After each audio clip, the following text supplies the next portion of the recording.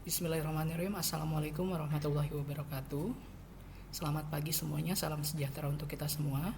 Baik, untuk di pertemuan kali ini kita akan membahas tentang peran dan fungsi perawat dalam pemenuhan kebutuhan nutrisi. Seperti yang kita ketahui, bahwasannya Indonesia menghadapi masalah gizi, yaitu masalah gizi yang kurang sekaligus masalah gizi yang lebih. Untuk masalah gizi kurang, pada umumnya itu disebabkan oleh kemiskinan, kemudian kurangnya persediaan pangan, kemudian kurang baiknya kualitas lingkungan ataupun sanitasinya, kemudian kurangnya pengetahuan masyarakat tentang gizi, kemudian adanya daerah miskin gizi.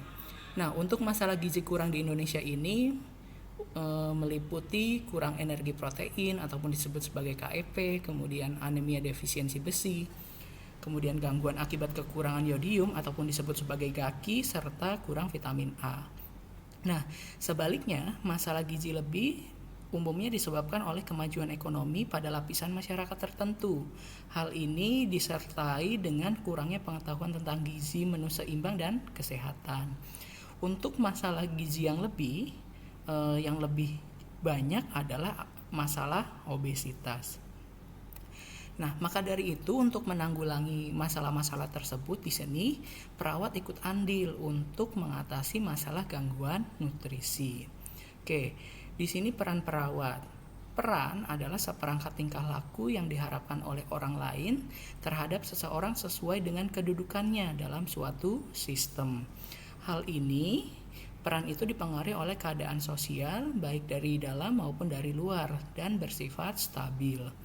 Jadi, peran perawat adalah suatu cara untuk menyatakan aktivitas perawat dalam praktik yang telah menyelesaikan pendidikan formalnya, kemudian diakui dan diberikan kewenangan oleh pemerintah untuk menjalankan tugas dan tanggung jawab keperawatan secara profesional sesuai dengan kode etik profesinya.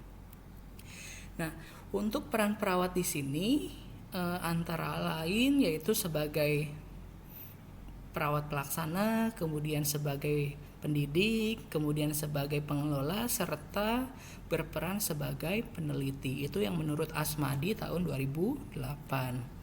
Nah, kemudian peran perawat yang lain yang mempunyai peran dan fungsinya sebagai perawat yaitu sebagai pemberi asuhan keperawatan, kemudian sebagai advokat keluarga, sebagai pencegahan penyakit, sebagai pendidik, sebagai konseling, sebagai kolaborasi, serta pengambil keputusan etik dan peneliti. Itu yang menurut Hidayat tahun 2012. Oke, kita pecah satu persatu terkait dengan peran dari perawat. Yang pertama adalah sebagai pemberi asuhan perawatan ataupun disebut sebagai caregiver. Peran di sini dapat dilakukan oleh perawat dengan memperhatikan keadaan kebutuhan dasar manusia yang dibutuhkan melalui pemberian pelayanan keperawatan.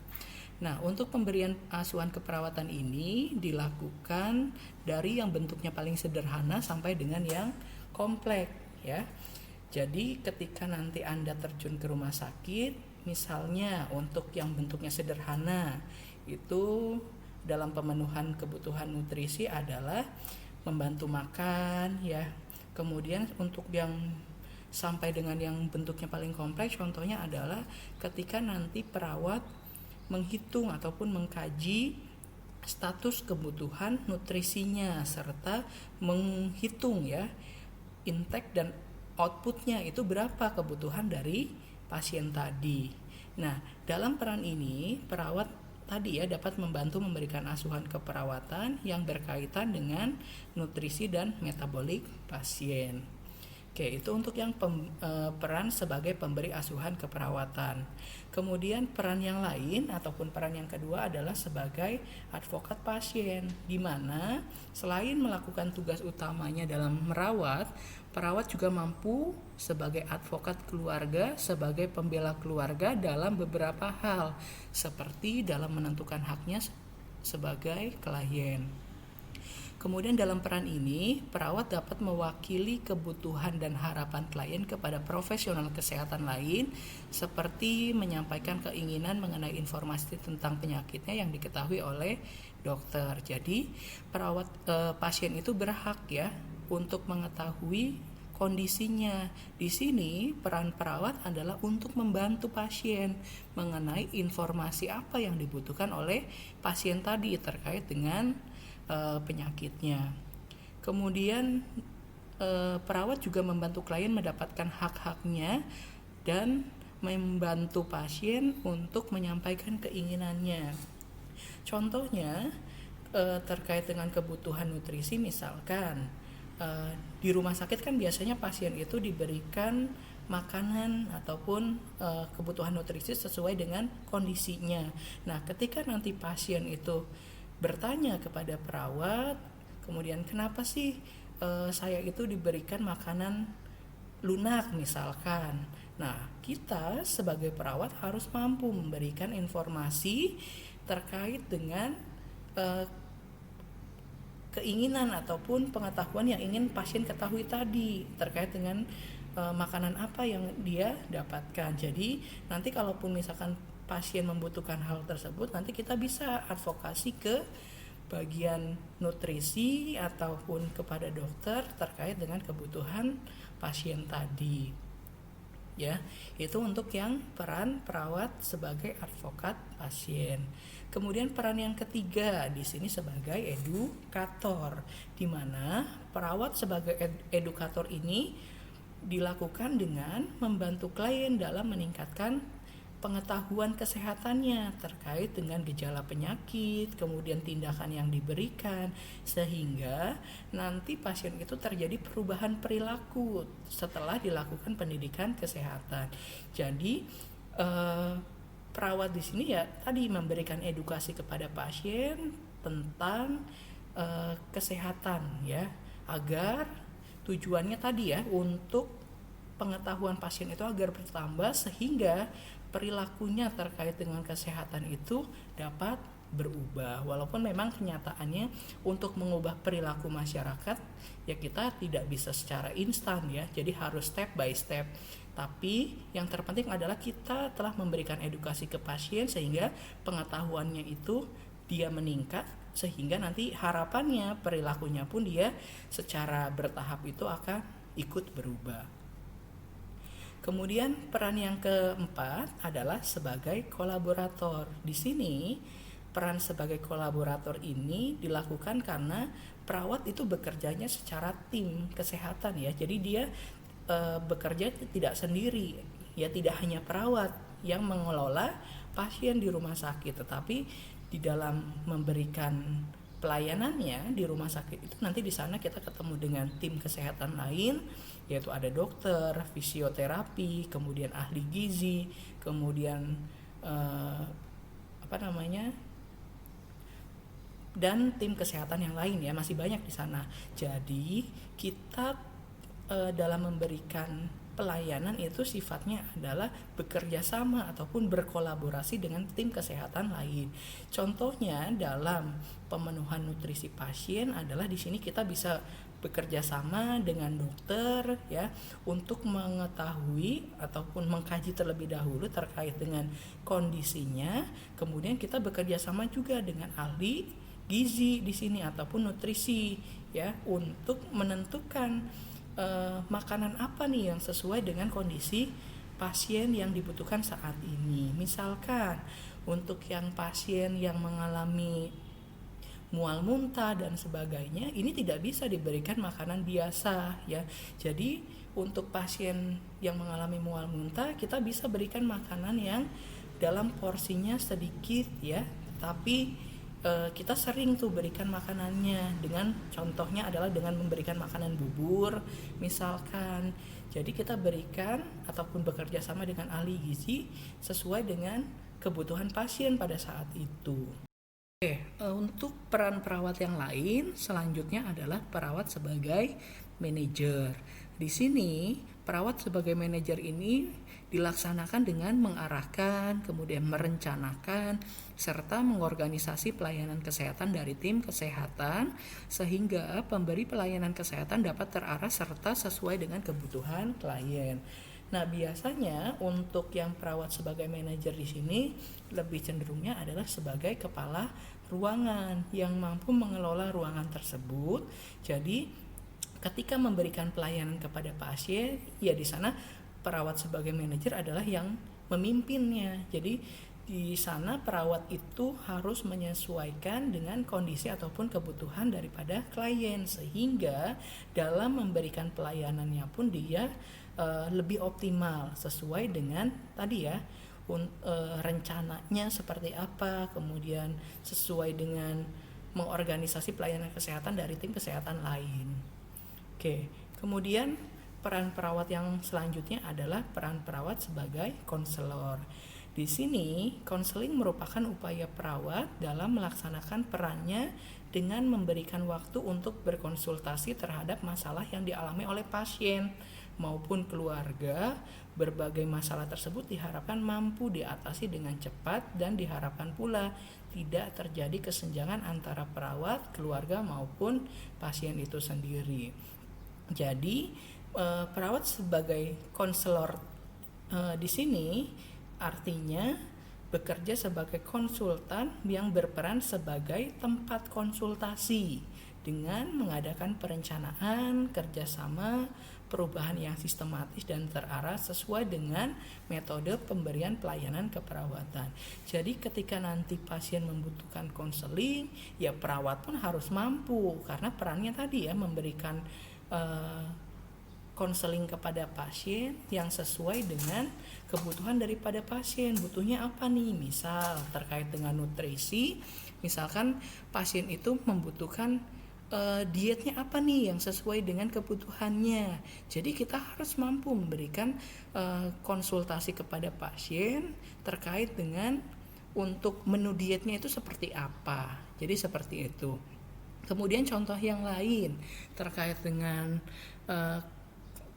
peran perawat sebagai konselor di sini adalah ketika nanti keluarga pasien misalkan mau pulang nih, makanan apa yang dibutuhkan yang harus sesuai dengan kebutuhan daripada pasien. Di situ pun perawat ya harus mampu memberikan konseling kepada keluarganya, sehingga nanti pada saat pasien itu pulang ke rumah, kebutuhan nutrisinya pun bisa dipenuhi oleh keluarganya ketika sudah melakukan konseling dengan perawat. Nah, kemudian peran perawat yang lain adalah peran perawat sebagai peneliti ataupun pembaharu, di mana peran perawat di sini sangat penting sekali dan harus dimiliki oleh semua perawat. Sebagai peneliti, perawat harus melakukan kajian-kajian keperawatan kepada pasien yang dapat dikembangkan untuk perkembangan teknologi keperawatan.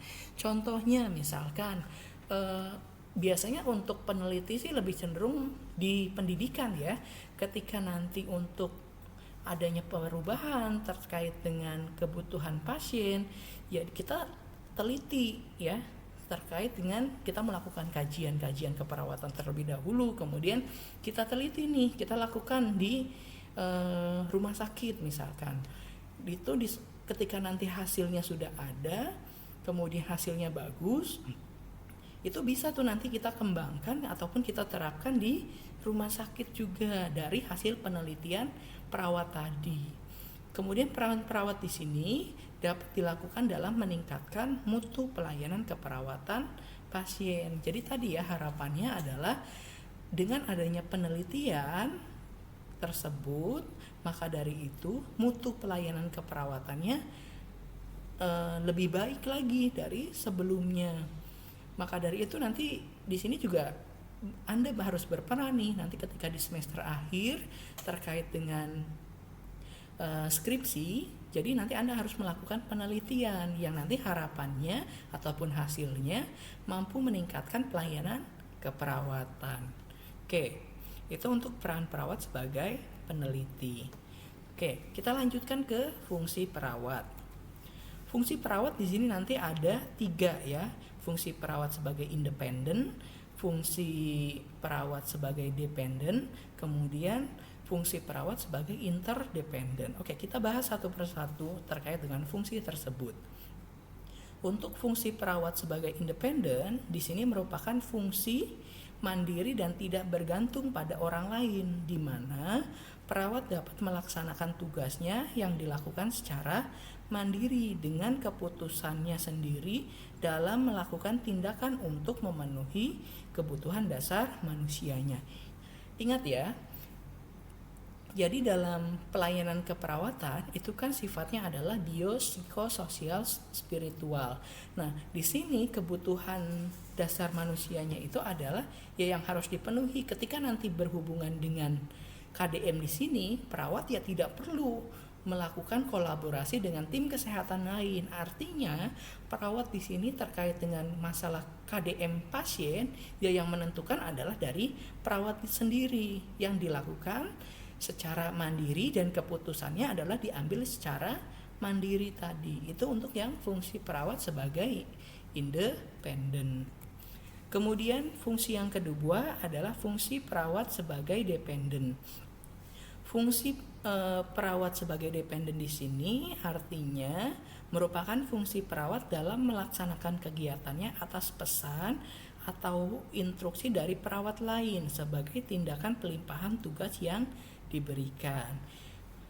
Biasanya untuk fungsi dependen di sini dilakukan oleh perawat spesialis kepada perawat umum atau perawat primer ke perawat pelaksana.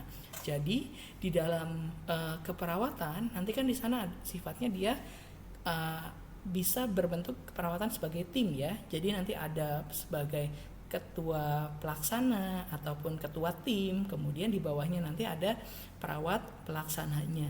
Nah, berhubungan dengan tindakan yang akan dilakukan, nanti sifatnya ketua pelaksana ataupun ketua tim di situ bisa melimpahkan wewenangnya kepada perawat pelaksana tadi. Jadi di sini masih satu lingkup ya. Jadi hanya berfokus kepada perawat, belum ke tim kesehatan yang lain. Jadi seperti itu untuk yang fungsi dependen. Kemudian untuk yang selanjutnya fungsi perawat sebagai interdependen. Fungsi ini dilakukan dalam kelompok tim yang bersifat saling ketergantungan di antara satu dengan yang lainnya.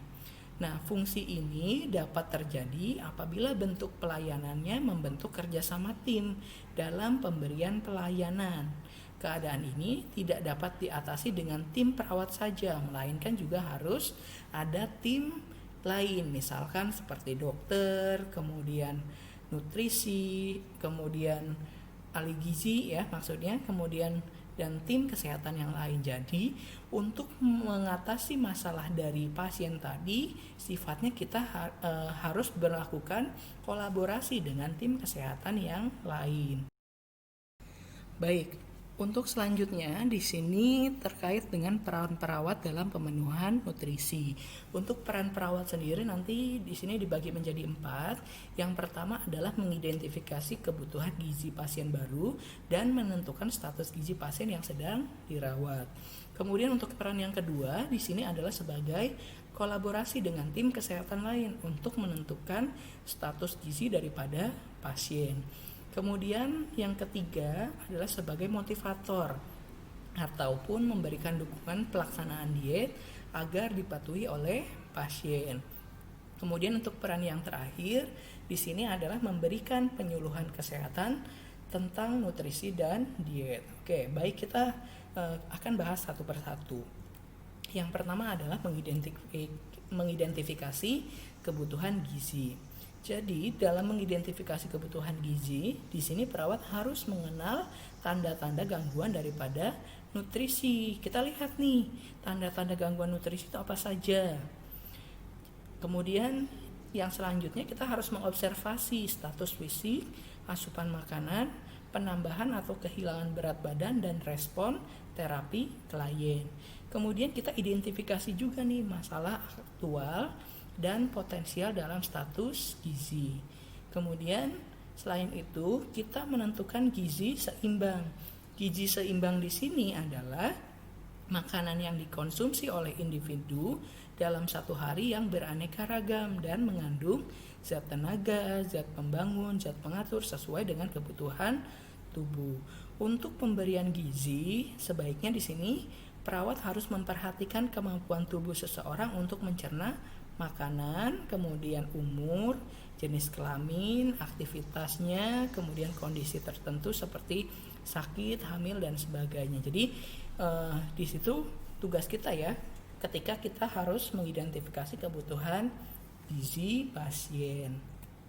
Kemudian peran yang lain adalah sebagai kolaborasi dengan tim kesehatan lain. Jadi tadi ya, untuk peran perawat sebagai kolaborasi di sini, kita harus melakukan kolaborasi dengan dokter dan ahli gizi ya. Untuk yang pertama, berkolaborasi dengan dokter, kita melakukan pengkajian nutrisi secara komprehensif, secara menyeluruh. Ketika nanti pengkajiannya sudah menyeluruh, kita tahu nih kebutuhan nutrisinya seperti apa kepada pasien tadi. Apakah kebutuhan nutrisinya kurang, apakah terpenuhi, ataukah kebutuhan nutrisi pasien itu kelebihan ya. Jadi ketika sudah dikaji, kemudian kita nanti berkolaborasi juga dengan ahli gizi untuk merencanakan diet pada pasien. Kemudian perawat juga berbagi tanggung jawab dengan dokter dan ahli gizi untuk mengevaluasi asupan makanan dan respon pasien tentang makanan tersebut. Jadi ketika sudah terpenuhi asupan makanannya, kemudian kita juga harus dievaluasi nih dengan makanan tersebut seperti apa. Ya, itu untuk peran perawat sebagai kolaborasi dengan tim kesehatan lain. Kemudian peran perawat sebagai motivator. Di sini perawat harus memotivasi pasien agar mandiri dalam melakukan aktivitas pemenuhan nutrisinya.